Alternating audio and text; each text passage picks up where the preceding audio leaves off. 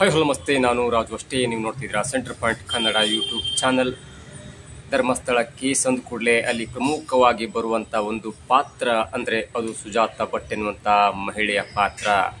ಆ ಮಹಿಳೆ ಯಾವಾಗ ಏನು ಅಂತಾಳೆ ಅನ್ನೋದು ಕೂಡ ಯಾರಿಗೂ ಅರ್ಥನೇ ಆಗಲ್ಲ. ಅಂಥದ್ದೊಂದು ನಿಗೂಢ ವ್ಯಕ್ತಿತ್ವದ ಒಂದು ಮಹಿಳೆ ಇದೀಗ ಮತ್ತೊಂದು ಬ್ಲಾಸ್ಟನ್ನು ಮಾಡಿದ್ದಾರೆ. ಹೊಸದಾದ ವಿಷಯದೊಂದಿಗೆ ಬಂದು ವಾಸಂತಿ ಎನ್ನುವಂಥ ಮಹಿಳೆ ಈಗಲೂ ಜೀವಂತ ಇದ್ದಾಳೆ ಎನ್ನುವಂಥ ಸ್ಫೋಟಕ ಹೇಳಿಕೆಯನ್ನು ಕೊಟ್ಟಿದ್ದಾರೆ. ಜೊತೆಗೆ ಅದೇ ಹೇಳಿಕೆಯನ್ನು SIT ತಂಡಕ್ಕೂ ಕೂಡ ಕೊಟ್ಟಿದ್ದಾರೆ. ಹಾಗಾದರೆ ಸುಜಾತ ಭಟ್ ಅವರು ತಿಳಿಸಿದಂಥ ಆ ಹೇಳಿಕೆಯ ಹಿಂದಿನ ಉದ್ದೇಶ ಏನು? ಇನ್ನೂ ವಾಸಂತಿ ಎನ್ನುವಂಥ ಮಹಿಳೆ ಬದುಕಿದ್ದಾಳ? ಬದುಕಿದ್ರೆ ಯಾರ ಜೊತೆ ಇದ್ದಾರೆ? ಯಾವ ನಟನ ಸಹೋದರನ ಜೊತೆ ಇದ್ದಾಳೆ? ಇವೆಲ್ಲವೂ ಕೂಡ ಇದೀಗ ಸ್ಫೋಟಕ ಮಾಹಿತಿಯನ್ನು ಹೇಳಿದ್ದು ಮತ್ತಾರೂ ಅಲ್ಲ, ಸುಜಾತ ಭಟ್ ಎನ್ನುವಂಥ ನಿಗೂಢ ವ್ಯಕ್ತಿತ್ವದ ಮಹಿಳೆ. ಹಾಗಾದರೆ ಸುಜಾತ ಭಟ್ ಅವರು ಬಾಯ್ಬಿಟ್ಟಂಥ ಎಲ್ಲ ಹೇಳಿಕೆಗಳು ಏನು ಹೇಳುತ್ತೆ? ಅದರ ಹಿಂದಿನ ಉದ್ದೇಶ ಏನು? ಯಾಕೆ ದಿನದಿಂದ ದಿನಕ್ಕೆ ಸುಜಾತ ಭಟ್ ಅವರು ಬೇರೆ ಬೇರೆ ಹೇಳಿಕೆಯನ್ನು ಕೊಡ್ತಾ ಇದ್ದಾರೆ? ಇದರ ಹಿಂದಿನ ಉದ್ದೇಶ ಏನು? ಇವೆಲ್ಲವನ್ನು ನೋಡೋಣ. ಅದಕ್ಕಿಂತ ಮೊದಲು ಇಲ್ಲಿ ತನಕ ನಮ್ಮ ಚಾನಲ್ನ ಸಬ್ಸ್ಕ್ರೈಬ್ ಮಾಡಿಲ್ಲ ಅಂದರೆ ಈಗಲೇ ಸಬ್ಸ್ಕ್ರೈಬ್ ಮಾಡಿ, ಜೊತೆಗೆ ಕಾಮೆಂಟ್ಗಳ ಮುಖಾಂತರ ತಮ್ಮ ಅಭಿಪ್ರಾಯವನ್ನು ತಿಳಿಸ್ಬೋದು. ವೀಕ್ಷಕರೇ, ನಾನೊಂದು 30-40 ಸೆಕೆಂಡ್ನಲ್ಲಿ ಧರ್ಮಸ್ಥಳ ಕೇಸ್ ಏನಾಯ್ತು ಅನ್ನೋದನ್ನು ಸಂಕ್ಷಿಪ್ತವಾಗಿ ಹೇಳ್ತೇನೆ. ನೋಡಿ, ಧರ್ಮಸ್ಥಳ ಕೇಸ್ ಅಂದ ಕೂಡ ಜೂನ್ 22ಕ್ಕೆ ಒಂದು ಲೆಟರ್ ಹರಿದಾಡುತ್ತೆ. ಅಂದರೆ ಭೀಮಾ ಎನ್ನುವಂಥ ಅನಾಮಧೇಯ ವ್ಯಕ್ತಿ ಧರ್ಮಸ್ಥಳ ಅಕ್ಕಪಕ್ಕ ಆದಂಥ ಅಸಹಜ ಸಾವುಗಳ ಪ್ರಕರಣಕ್ಕೆ ಸಂಬಂಧಪಟ್ಟಂತೆ ಕೊಟ್ಟಂಥ ಒಂದು ಕಂಪ್ಲೇಂಟ್ನ ಒಂದು ಕಾಪಿ ಇಡೀ ನಮ್ಮ ಕರ್ನಾಟಕದಂತ ಸುದ್ದಿ ಮಾಡುತ್ತೆ.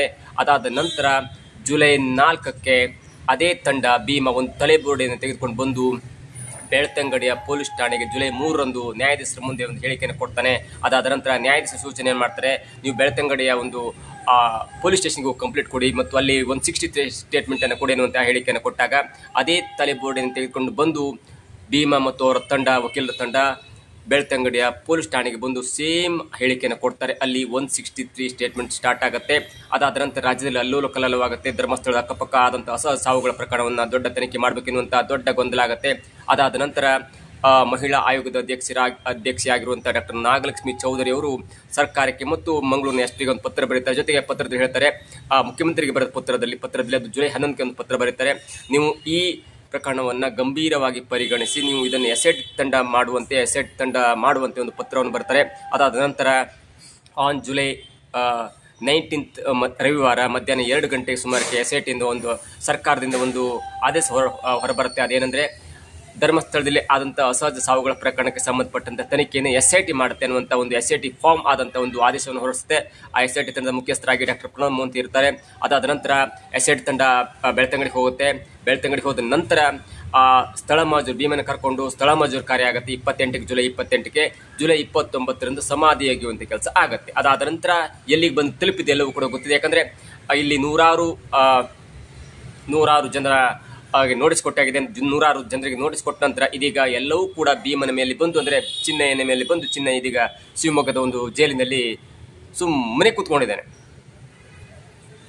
ಭೀಮಾ ಈ ಹಿಂದೆ ಕೊಟ್ಟಂತ ಸ್ಟೇಟ್ಮೆಂಟ್ಗೂ ಮತ್ತೆ ವಾಪಸ್ ಕೊಟ್ಟಂತ ಸ್ಟೇಟ್ಮೆಂಟ್ಗೂ ಅಜ್ಜಿಗಜಾಂತ ವ್ಯತ್ಯಾಸ ಇದೆ. ಅದು SIT ತನಿಖೆ ಮಾಡ್ತಿದೆ. ಅದರ ಮಧ್ಯೆ ಇದೀಗ ಸುಜಾತ ಭಟ್ ಅವರು ಮಧ್ಯದಲ್ಲಿ ತಾನು ಹೇಳಿದ ಎಲ್ಲವೂ ಸುಳ್ಳು ಎನ್ನುವಂಥ ಸ್ಟೇಟ್ಮೆಂಟ್ ಕೊಟ್ಟು ಬಚಾವಾಗಿದ್ರು.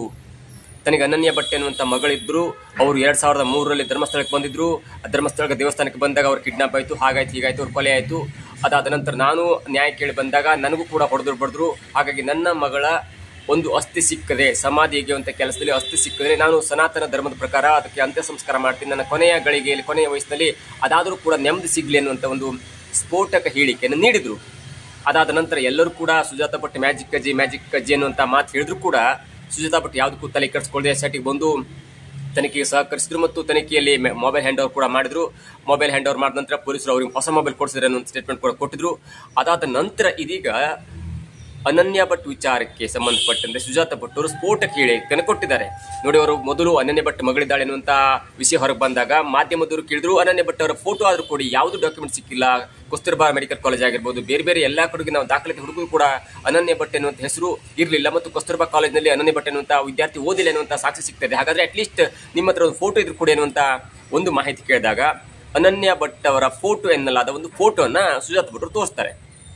ಕೊನೆಗೆ ಆ ಫೋಟೋ ಹುಡುಕೊಂಡು ಹೋದಾಗ ಅದು ವಾಸಂತಿಯವರ ಫೋಟೋ ಎನ್ನುವುದು ಮಾಧ್ಯಮಕ್ಕೆ ತಿಳಿಯುತ್ತೆ. ಮತ್ತು ಅದರ ಹಿಂದೆ ಹೋದಾಗ ವಾಸಂತಿಯವರು ಯಾರು, ವಾಸಂತಿಯವರ ಮತ್ತು ಈ ಸುಜಾತ ಭಟ್ ಅವ್ರಿಗೆ ಏನು ಸಂಬಂಧ ಎಲ್ಲವನ್ನು ಹುಡುಕಿ ಹೋದಾಗ ಕೊನೆ ಅರ್ಥ ಆಗತ್ತೆ, ಇಲ್ಲ ರಂಗಪ್ರಸಾದಂ ಎನ್ನುವಂಥ ವ್ಯಕ್ತಿ ಜೊತೆ 2004ರಿಂದ ಸುಜಾತ ಭಟ್ ಅವರು ಲಿವಿಂಗ್ ಇನ್ ಅಲ್ಲಿ ಇರ್ತಾರೆ, ಅಂದರೆ ಜೊತೆಗೆ ಇರ್ತಾರೆ. ಕೊನೆಯ ವಯಸ್ಸು ರಂಗಪ್ರಸಾದ್ ಅವರಿಗೆ ಸರಿಸುಮಾರು 60-70 ವರ್ಷ ಆಗುತ್ತೆ. ಅವರ ಜೊತೆ ಲಿವಿಂಗ್ ಇನ್ ನಲ್ಲಿ ಸುಜಾತ ಭಟ್ ಅವರು ಇರ್ತಾರೆ 2004ರಿಂದ 2007ರಲ್ಲಿ ರಂಗಪ್ರಸಾದ್ ಅವರ ಮಗನಾದಂಥ ಶ್ರೀವತ್ಸ ಅವರಿಗೆ ಸುಜಾತ ಭಟ್ ಎನ್ನುವಂಥ ನರ್ಸ್ ಜೊತೆ ಮಡಿಕೇರಿ ಮೂಲದ ಒಂದು ಮಹಿಳೆ ಜೊತೆ ಮದುವೆ ಆಗತ್ತೆ. ಅಂದ್ರೆ ಇವರ ಸೊಸೆ ಆಗ್ತಾರೆ ವಾಸಂತಿಯವರು, ಸುಜಾತ ಭಟ್ ಅವರ ಸೊಸೆ ಆಗ್ತಾರೆ. ಯಾಕಂದ್ರೆ ಗಂಡನ ಮಗನ ಹೆಂಡತಿ ಅಂದ್ರೆ ಅರ್ಥ ಆಯ್ತಲ್ಲ, ಲಿವಿಂಗ್ ಇನ್ ನಲ್ಲಿದ್ದ ಕಾರಣ ಸ್ವಲ್ಪ ಸೊಸೆ ಆಗ್ತಾರೆ. ಹಾಗಾಗಿ ಅವರ ಕಷ್ಟ ಇವರ ಕಷ್ಟ ಎಲ್ಲವೂ ಕೂಡ ಸುಜಾತ ಭಟ್ ಅವರಿಗೆ ಅರ್ಥ ಆಗುತ್ತೆ. ಕೆಲವೊಮ್ಮೆ ಮಗ ಇವ್ರ ಮನೆಗೂ ಬರ್ತಾ ಇದ್ರು, ವಾಸಂತಿ ಬರ್ತಾ ಇದ್ರು, ಎಲ್ಲವೂ ಆಗ್ತಿತ್ತು. ಮತ್ತು ವಾಸಂತಿ ಮತ್ತು ಶ್ರೀವತ್ಸ ಅಂದ್ರೆ ವಾಸಂತಿಯ ಗಂಡನ ಒಂದು ಪರಿಚಯ ಆಗಿರ್ಬೋದು, ಜೊತೆಗೆ ಇವೆಲ್ಲವೂ ಕೂಡ ತಿಳಿದಿರುತ್ತೆ. ಅದನ್ನ ಇಟ್ಕೊಂಡು ವಾಸಂತಿಯವರ ಫೋಟೋಗೆ ಒಂದು ಬೊಟ್ಟು ಹಾಕೊಂಡು ಅದು ತನ್ನ ಅನನ್ಯ ಭಟ್ ಎನ್ನುವಂಥ ಮಗಳ ಹೆಸರಿನಲ್ಲಿ ಮಾಧ್ಯಮವನ್ನ ಇಡೀ ಕರ್ನಾಟಕವನ್ನು ಮೋಸ ಮಾಡಿದ್ದು ಇದೇ ಸುಜಾತ ಭಟ್ ಅವರು.